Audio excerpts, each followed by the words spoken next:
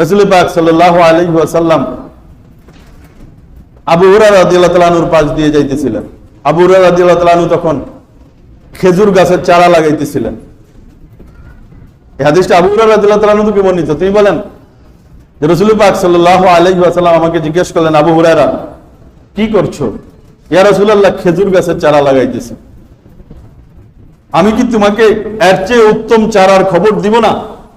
তুমি সুবহানাল্লাহ, আলহামদুলিল্লাহ, লা ইলাহা ইল্লাল্লাহ, আল্লাহু আকবার বলো।